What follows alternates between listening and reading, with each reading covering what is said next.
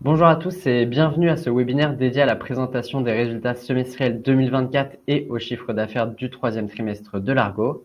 Afin de présenter ces résultats, nous sommes en présence de Christophe Bruno, président directeur général, Frédéric Gandon, directeur général délégué et Olivier Blanchard, directeur général adjoint. Bonjour messieurs. À titre informatif, ce webinaire est enregistré. À la fin de la présentation, vous aurez la possibilité de poser vos questions par écrit via le système de chat situé en bas à droite de votre écran. Messieurs, je vous laisse à présent la parole.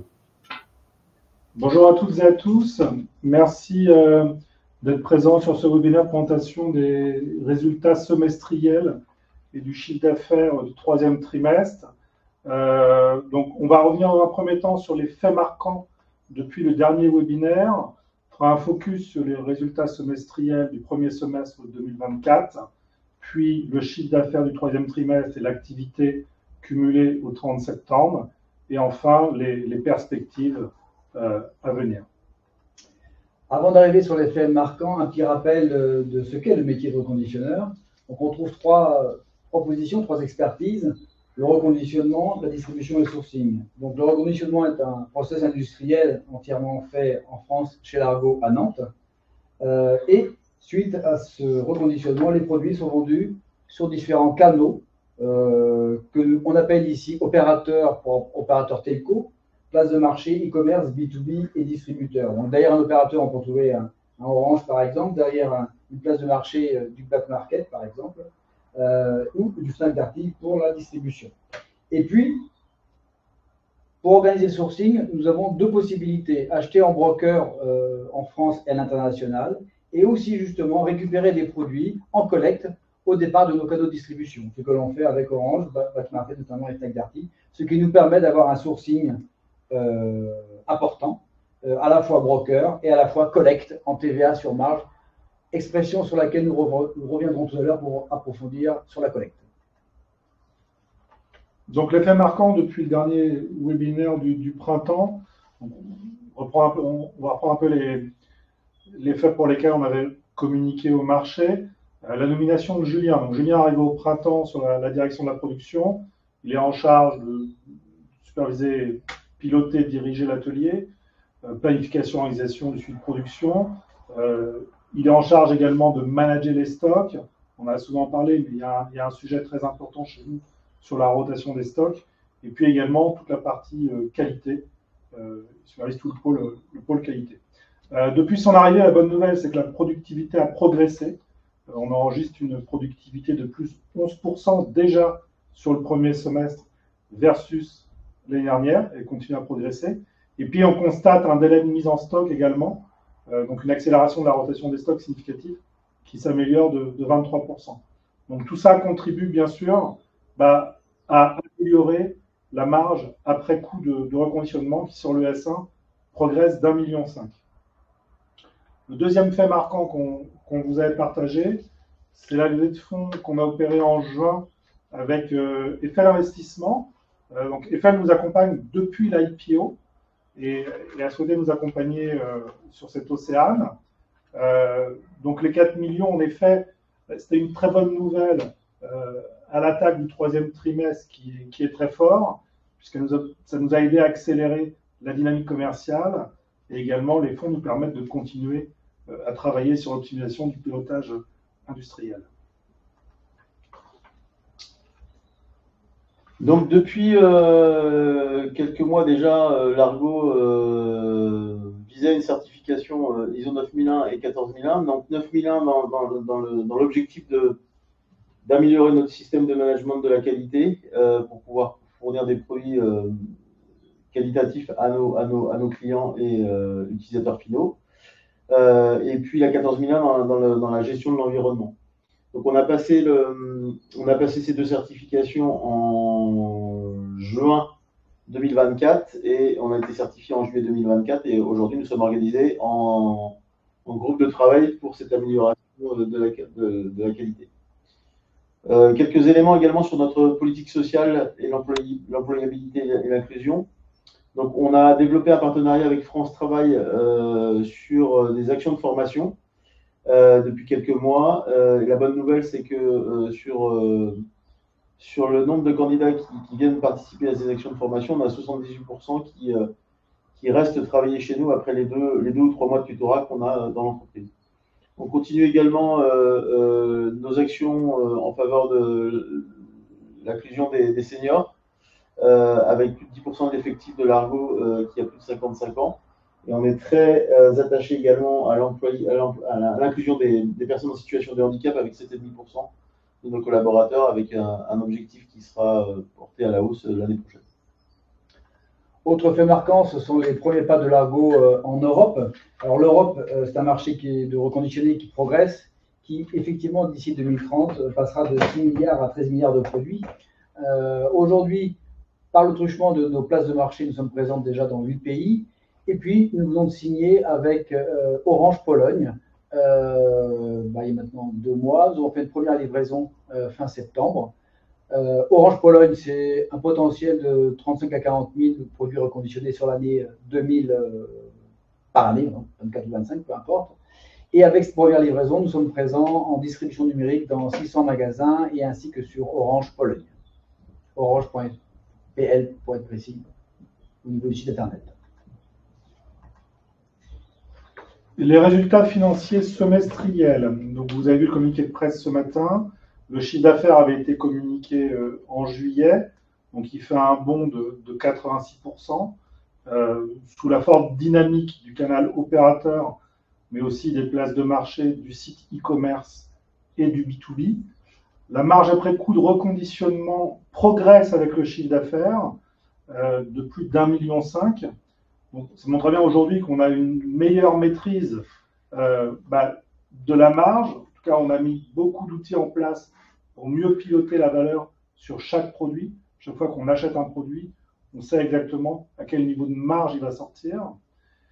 Et puis, on a également une bonne maîtrise de nos charges opérationnelles, on va le voir sur le slide après, qui nous permet de redescendre cette amélioration en grande partie sur l'EBITDA. Et on a un EBITDA sur le semestre qui s'améliore de plus d'1,2 million. Pour rappel, on avait publié les chiffres d'affaires du premier et du deuxième trimestre. Au premier trimestre, on a réalisé 9,4 millions de chiffre d'affaires. Il y a eu une baisse assez significative sur le deuxième trimestre à 6,3 millions. Le premier trimestre contribue dans l'amélioration de l'EBITDA à hauteur de plus de 850 000 euros. 850 000 euros. Donc en effet, dès qu'on arrive sur un chiffre d'affaires qui se rapproche des 10 millions, on a une très forte contribution à l'amélioration de l'EBITDA. En termes de trésorerie, donc suite à la levée des Océanes avec l'effet d'investissement, on a un niveau de trésorerie qui est très satisfaisant à la fin du premier semestre, à 5,2 millions, et qui nous permet vraiment d'être serein pour attaquer le deuxième semestre et l'avenir, compte tenu des performances financières qui sont en train de s'améliorer de manière significative. Ce niveau de trésorerie nous permet vraiment de continuer à développer l'entreprise et notamment le business. Alors là, un petit focus justement sur cette maîtrise des charges opérationnelles. En fait, nos charges fixes de structure, salaires et frais généraux, sont stables. 2 242 au S1 23, 2 304 sur le S1 de cette année, une augmentation simplement de 60K. Elles seront même probablement plutôt en déclin sur le S2 24 versus S2 21. Et ce qui est intéressant, c'est que vous voyez que l'année dernière, on avait une marge après le coût de reconditionnement qui était très faible, qui était à 195K, qui pesait que 7% de toutes ces charges opérationnelles. Donc les fixes, elles sont stables. Après, les charges variables, forcément, varient en fonction du chiffre d'affaires et de la performance. C'est notamment les coûts d'acquisition client, le transport sur vente, mais elles évoluent quand même beaucoup moins que le chiffre d'affaires et que la marge brute. Donc l'année dernière, quand notre marge après coût de reconditionnement pesait seulement 7% de nos charges opérationnelles, là, au premier semestre de cette année, la marge pèse déjà 56% des charges. Et sur le premier trimestre, elle représentait 73% des charges. Donc on a vraiment une inversion de tendance et on voit bien qu'on tend vers la profitabilité. Donc mécaniquement, on a l'amélioration de l'EBITDA qui suit derrière à 1 232 000 sur la période. Le chiffre d'affaires du troisième trimestre est activité au 30,09. Sur le chiffre d'affaires du troisième trimestre, celui-ci est un record à lui tout seul, avec 10 millions réalisés, soit plus 89% versus T3 de l'année passée. Donc on note effectivement la contribution assez importante du canal opérateur, qui, sur effectivement ces 10 millions, représente peu ou prou 8 millions. Quant aux autres canaux, effectivement, leur contribution est moindre, mais ce n'est pas pour autant qu'ils sont très loin de leur objectif. Bien au contraire, ils sont largement au-dessus de 85% sur les canaux, en l'occurrence place de marché ou grande distribution. T4 sera un peu plus équilibré parce que effectivement, le back to school, la période qu'on vient de vivre, juillet, août, septembre, est favorable aux opérateurs. Et cette période sera cette activité sera un peu contrebalancée sur T4, où le retail avec les opérations Black Friday et compagnie, ainsi que les ventes en income dom-tom, savoir sur la dom-tom, compensera et rééquilibrera le chiffre d'affaires. Alors, sur la partie chiffre d'affaires à proprement parler, vous avez ici à gauche les histogrammes des années passées, donc 2021, 2022. Et sur 2023, ce que l'on voit, c'est qu'à la fin de septembre de cette année, nous sommes déjà à 21 millions. 26 millions 3. Pardon? Oui, 26 millions 3. Ce qui veut dire que déjà le semestre à lui tout seul fait plus que l'année passée. Donc la performance elle est remarquable et importante. Et comment elle s'organise, ce chiffre d'affaires? Vous avez une inversion quasiment égale entre ce que faisaient auparavant les places de marché et sites internet sur l'année 2023 versus ce que fait maintenant les opérateurs en 2024 à hauteur de 58%. Donc vous avez effectivement prédominance des opérateurs qui vient effectivement prendre la place à ce niveau de contribution du retail sur l'année, effectivement, sur les 9 premiers mois écoulés. Alors, si on revient sur le canal opérateur, on retrouve cette progression. Si on la compare à fin septembre de cette année par rapport à l'année passée, on est à x15. Donc, effectivement, le résultat est important. Avec un focus sur T3, les 8 millions opérés par le canal opérateur sont notoires, bien évidemment, poussés également par le fait que nous avons réalisé une première livraison avec le partenaire Orange Pologne, dans lequel nous sommes présents, comme je vous l'ai déjà dit, sur 600 boutiques et ainsi que sur le site orange.pl. Donc, la dynamique trimestrielle, elle est portée en puissance par le partenaire Orange sur cette période. Alors, arrêté au 30 septembre 2024, la performance du canal B2B progresse de 69%. Donc, nous avons sommes en train de développer un partenariat avec de nombreux acteurs du grossiste de la vente de produits au B2B. Donc, on a une quarantaine de partenaires aujourd'hui référencés. On continue ce déploiement de systèmes de vente indirecte. On est en train de lancer également un extranet pour que nos partenaires puissent être autonomes sur leurs commandes en petit volume. Et on continue le recrutement de nouveaux partenaires et le développement de nouveaux services. Également, je peux rajouter qu'en parallèle sur les activités, en parallèle des activités opérateurs, l'opérateur a des activités en l'occurrence Orange Business, et on développe pas mal de leads entrants avec cet opérateur pour pouvoir accompagner l'opérateur dans le déploiement de flotte de ses clients. Sur la partie digitale, on a un léger retrait par rapport à l'année dernière, à la même période. Léger retrait qui est essentiellement dû aux places de marché, puisque en fait on a un site internet propre qui progresse en chiffre d'affaires de 69% sur la même période. On a l'avantage aussi d'avoir une baisse de coût d'acquisition puisqu'on fait plus de volume sur la partie largo.fr. Et puis on a développé quelques solutions techniques pour améliorer la performance du site d'un point de vue économique, mais également business. On poursuit également notre programme, notre collecte en circuit court, ce qui est évoqué Olivier au préambule. Donc, les volumes progressent de 8% par rapport à l'année dernière sur la même période. Donc, nous sommes branchés sur 4 programmes de reprise. plugués à des opérateurs, des distributeurs et des reprises digitales, un acteur du digital, je veux dire. On a également amélioré nos outils de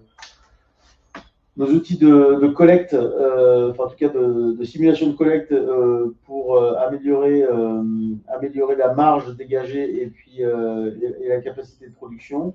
On a également ce canal de collecte. Le canal de collecte permet de servir le canal digital sur les régimes de TVA sur marge, comme l'évoquait Olivier tout à l'heure, qui nous permet d'être plus compétitif sur ce canal digital avec ses produits en TVA sur marge. Et puis, le reste des produits collectés sont distribués sur les canaux vente indirecte, c'est-à-dire retail ou B2B. Donc, les chiffres clés à retenir, le chiffre d'affaires qui s'est envolé de 87% sur les 9 premiers mois de l'année, la progression significative de l'EBITDA, le niveau de trésorerie donc, qui est très satisfaisant au 30,06 et qui nous permet de continuer à accélérer très fort sur cette fin d'année, la productivité qui commence vraiment à prendre une tendance haussière, les 2 certifications ISO 9001, 14001, donc ça c'est très important pour nous, c'est le fruit d'un long travail qui nous a aidé aussi à structurer vraiment l'entreprise, et c'est important également d'un point de vue business, puisque une certification ISO 9001 nous ouvre des portes notamment sur les appels d'offres des collectivités, sur les appels d'offres B2B, mais aussi sur les grandes entreprises. C'est très apprécié également des clients type opérateurs télécoms au niveau européen d'avoir ces certifications. Et puis bien sûr, le chiffre d'affaires qui est un record pour nous, c'est la première fois qu'on passe la barre des 10 millions sur un trimestre réalisé au 3e trimestre de cette année. Alors l'enjeu, c'est comment on va finir l'année effectivement sur nos différents enjeux. Donc un T4 2024 qui va être en croissance par rapport à 2023. Donc aujourd'hui, on a déjà à peu près 60% de l'objectif engagé. Donc on est assez confiant pour la réalisation du T4 en l'occurrence. On va compter pour cela sur nos partenaires actuels, mais sur Orange Pologne qui va se déployer. Et puis nous sommes vraiment sur une signature imminente d'un nouveau partenariat de distribution important en France. Sur la partie plutôt financière, donc comme je vous l'ai précisé tout à l'heure, les charges opérationnelles fixes, donc salaire et charges de la structure et frais généraux de la structure, ne vont pas augmenter sur le 2e semestre 2024. Donc on va continuer à augmenter les indicateurs de rentabilité. Le chiffre d'affaires T3 est orienté à la hausse. Le T4 devrait suivre la même tendance. Et on continue, nous, en interne, à travailler sur la productivité et sur le pilotage de la chaîne de valeur avec les outils SI, les outils BI, qu'on continue à améliorer chaque jour qui passe. Et un dernier point, on renforce notre démarche RSE. Donc, on est labellisé Lucie 26000, qui est un label RSE. On est arrivé au terme de notre première période de validation. On a repassé un audit au mois de fin août, début septembre. On sera renouvelé pour une période de 4 ans avec de nouveaux engagements. Et également, on va retravailler notre note EcoVadis, qui est à ce jour une note EcoVadis Silver et qui devrait passer Gold cette année. Merci beaucoup pour votre attention et on va répondre maintenant à vos questions. Merci à tous les trois pour cette présentation. Nous allons effectivement passer à la séance de questions-réponses. Il y a déjà des questions dans le chat, mais n'hésitez pas à les poser grâce au système de chat en bas à droite de votre écran. Nous avons une première question. Est-ce que les marges après reconditionnement sont les mêmes entre les produits Samsung et Apple? C'est une très bonne question. C'est une très bonne question. Les marges après coût de reconditionnement sont un peu supérieures sur les produits Apple pour le moment et elles ne font que progresser sur les produits Samsung. Pourquoi? En fait, on a démarré vraiment les gammes Samsung cette année et donc forcément, comme tout démarrage de produits ou de gamme de produits, il y a une courbe d'apprentissage et du coup, voilà, Samsung est encore aujourd'hui un peu en dessous mais chaque mois qui passe rattrape les niveaux de marge qu'on a sur les produits Apple, sur lesquels nos outils BI sont beaucoup plus robustes, puisqu'on a toujours travaillé la gamme Apple. Merci beaucoup. Autre question, quelles sont les prochaines familles de produits que vous allez référencer pour élargir la base de produits? Aujourd'hui, nous sommes très mobile orientés et nous allons le rester dans l'immédiat. Au niveau des marques que l'on travaille en mobile, c'est principalement Samsung et Apple. Et tout l'enjeu consiste bien à regarder en profondeur, en revanche, ce que l'on peut faire au niveau de ces produits pour être capable de les travailler correctement au niveau de notre atelier, en qualité, en volume, et avec effectivement la gestion des pièces détachées qui va avec. Donc, mobile, de marque, en résumé. Merci beaucoup. Autre question, est-ce que vous comptez ouvrir votre catalogue avec d'autres produits autres que iPhone ou Samsung? C'est la même réponse. En fait, on a des clients on développe des relations avec les opérateurs en France et en Europe. Et aujourd'hui, on préfère se concentrer uniquement sur la partie mobile parce que c'est ce qu'attendent nos clients aujourd'hui, en tout cas nos clients majeurs.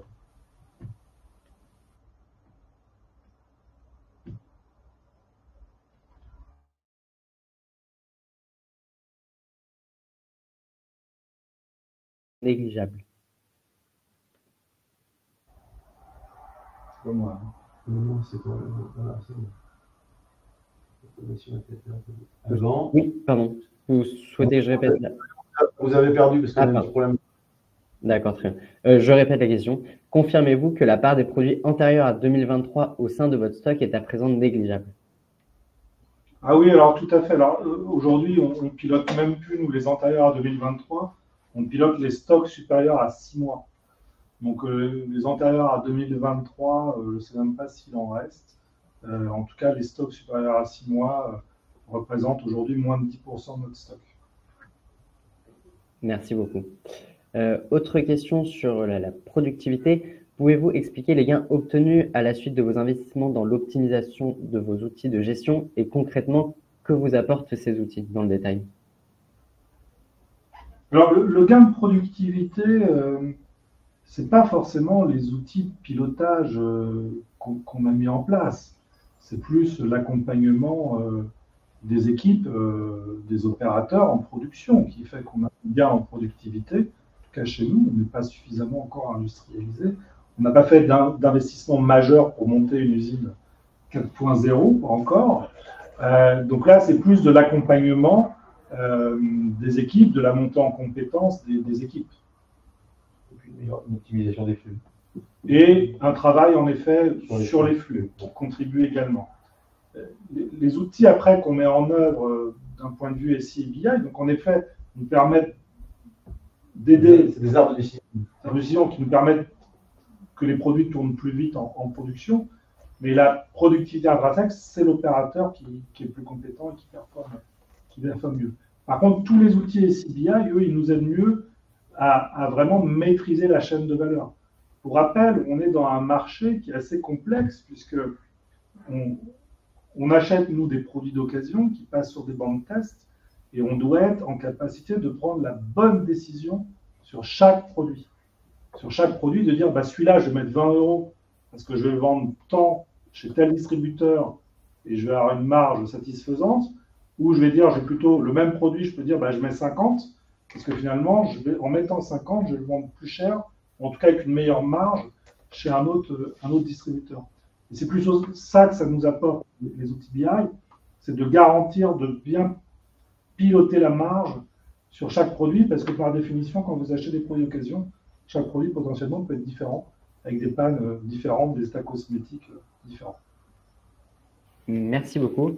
Une question sur les salariés. Combien êtes-vous à fin septembre de salariés dans l'entreprise? 83. Merci beaucoup. Une autre question, disposez-vous d'une politique d'intéressement pour les salariés afin de les sensibiliser aux résultats de l'entreprise? Alors aujourd'hui, on n'a pas mis en place de politique d'intéressement au résultat puisque le résultat est négatif. Donc il n'y a pas de politique d'intéressement. Néanmoins, il y a un plan d'AGA qui avait été mis en place après l'IPO, un plan de fidélité et un plan de performance également. Donc aujourd'hui, on a mis en place des actions gratuites. Et bien sûr, dès que l'entreprise sera profitable, on travaillera sur un plan d'intéressement. Merci. Autre question, quel est le pourcentage de retour produit pour défaut?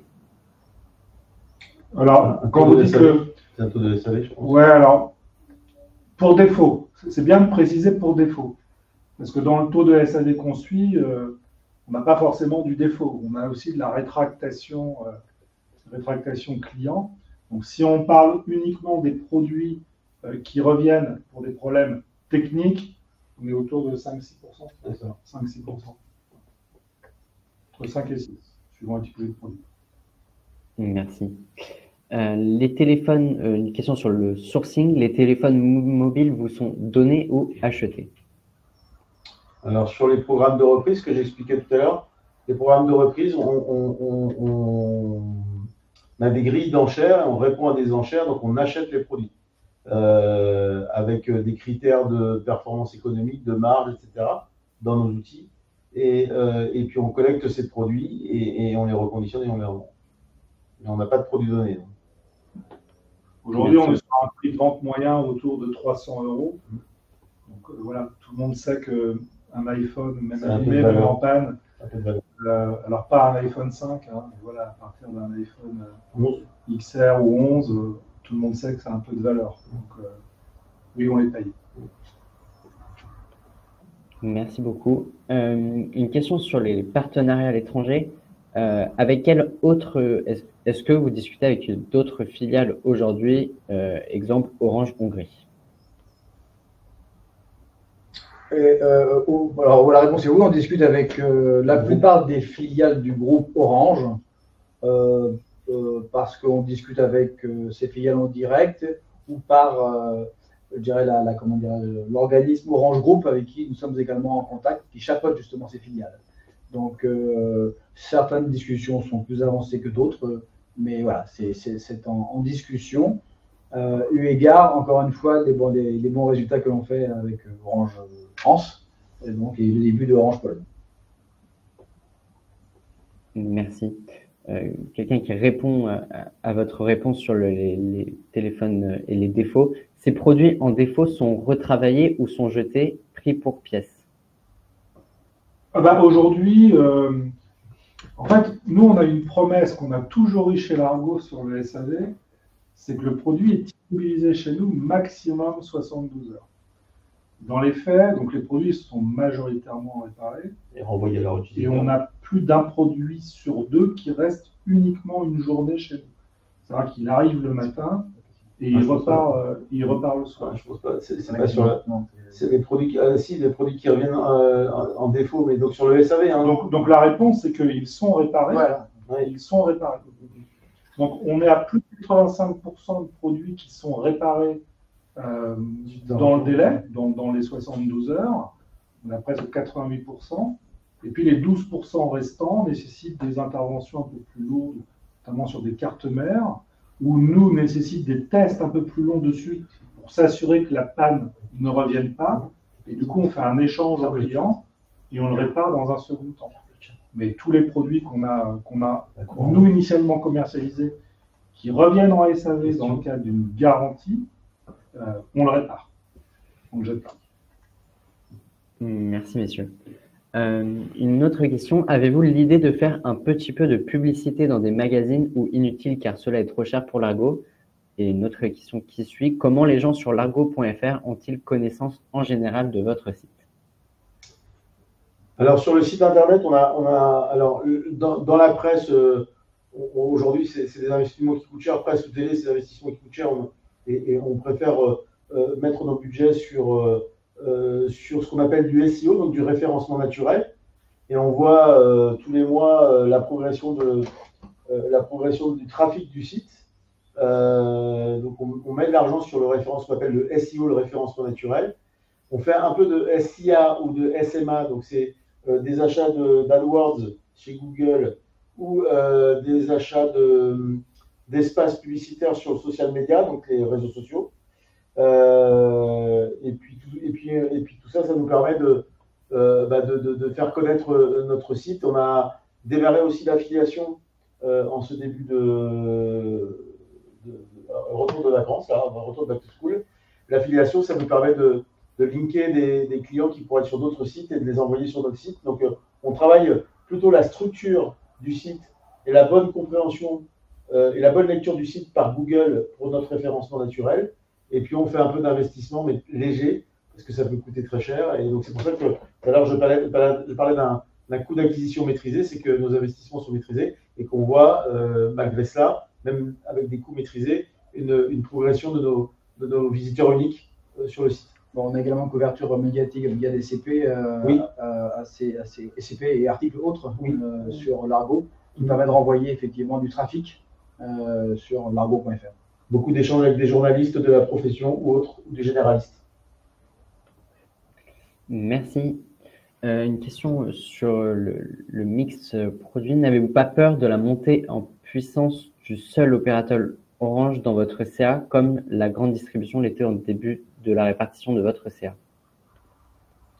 Alors juste, c'est pas une peur, on est très content de travailler avec les opérateurs pour différentes raisons. Et l'idée, bien évidemment, est de continuer à travailler avec les opérateurs et de les développer, effectivement, comme j'évoquais, en France et à l'international. Les autres canaux, effectivement, sont toujours présents, font l'objet d'un objectif que l'on doit atteindre. Mais évidemment, on travaille de manière à équilibrer soit le canal opérateur entre lui-même, à l'intérieur du canal opérateur, pour équilibrer, mais également entre le canal opérateur et les autres canaux. Donc on a effectivement bien ce point en tête de la recherche de l'équilibre. Comme on a toujours dit, puisqu'on est omnicanaux, et on reste omnicanaux avec la distribution, les opérateurs, les places de marché, le B2B, et nous rentrons comme DomTom dans les DomTom, pardon. Par contre, en revanche, en fonction des saisonnalités, il apparaît que la contribution d'un canal par rapport à un autre est plus importante, même s'il y a une lame de fond opérateur que l'on voulait avoir et qui se met en place, non négligeable. Et en plus, on a un territoire de jeu, il y a une quarantaine d'opérateurs en Europe, donc ça nous laisse de la place pour diversifier sur ce canal propre opérateur, et avec Olivier, on s'emploie effectivement à diversifier ce portefeuille d'opérateurs, ce qui est le cas aujourd'hui avec l'arrivée de la Pologne, parce que même si ça porte le nom d'Orange, en tout cas, c'est déjà une diversification avec un autre pays, en tout cas une ouverture, et puis on discute avec d'autres opérateurs en ce moment même. Merci. Quel est le taux de satisfaction client?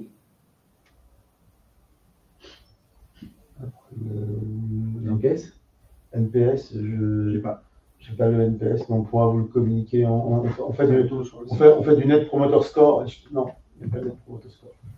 On fait du Net Promoter Score.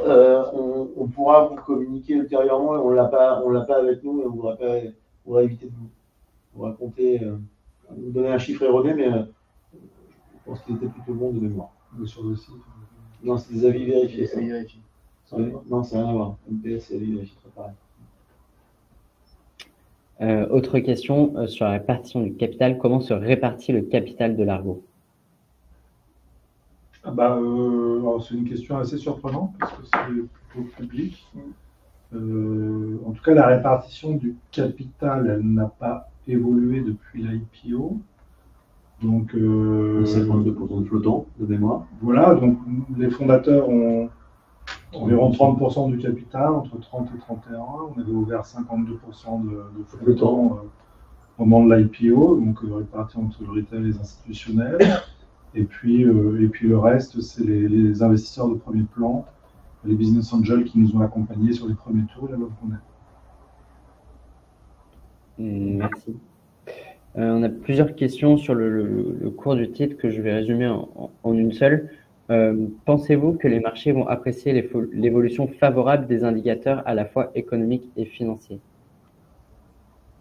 On l'espère. On l'espère en effet que les marchés vont apprécier.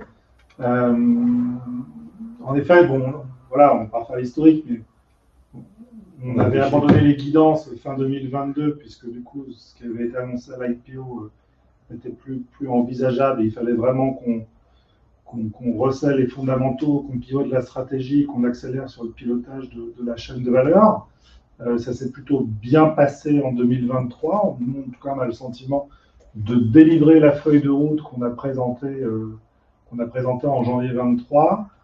Cette année, on a annoncé que ce serait l'année on allait renouer avec la croissance, et elle est plutôt très significative, puisqu'elle est même au-dessus des prévisions qu'on avait en début d'année, avec des indicateurs de performance financière qui s'améliorent également de manière significative. On espère que ça va être apprécié par le marché. Merci. Autre question, avez-vous identifié des risques d'approvisionnement? Alors, il y a toujours des risques, bien évidemment, mais l'idée, c'est de les prévoir, de les anticiper. Donc, pour revenir sur le sourcing collecte, on continue à se positionner sur des programmes complémentaires à ceux existants, ce qu'on a présenté. Et autrement, on travaille à travers le sourcing avec des brokers internationaux. Donc, notre travail, effectivement, aux achats, c'est d'être en préparation des volumes à venir, être capable d'anticiper le sourcing.